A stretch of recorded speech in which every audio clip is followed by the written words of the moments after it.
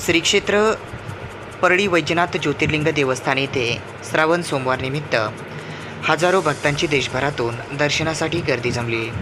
आज सोमवार दिनांक 12 ऑगस्ट रोजी सकाळी 9 वाजल्यापासून मोठ्या संख्येने भक्तांनी गर्दी केली होती।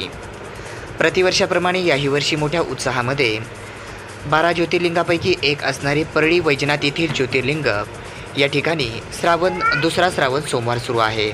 या निमित्ताने आज मोठ्या संख्येने हजारोंच्या संख्येने भक्तांनी देशभरातून या ठिकाणी दर्शनासाठी गर्दी केली होती। या ठिकाणी विविध फुलांची सजावट, विविध रोषणाई करत अनेक भक्त सामील झाले होते।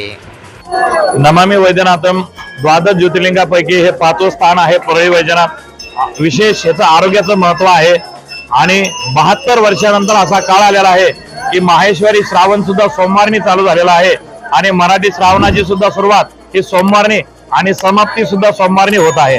त्याच्यामुळं इथं महापर्व असल्यामुळे प्रत्येक सोमवारी लाखोच्या संख्येने इथं भाविक भक्त येतात आणि त्यांच्या मनोकामना पूर्ण करण्याकरता इथं श्रद्धाळू येतात आणि ते भाविक भक्त त्यांच्या जे काही प्रार्थना आहेत ते देवापाशी मांडतात। विशेष म्हणजे महत्त्व ह्याचं असं आहे की वैद्यनाथ हे ज्योतिर्लिंग आहे हे आरोग्याकरता विशेष महत्त्वाचं आहे। इथं जे काही भाविक भक्त येतात ते आपल्या परिवाराच्या आरोग्याकरता मनोकामना मागतात, असं याचं महत्त्व आहे। ज्योतिर्लिंगाचे 5वं स्थान आहे। जसं काशीचा मोक्ष प्राप्ती आहे तसं याचं आरोग्य प्राप्तीचं महत्त्व आहे।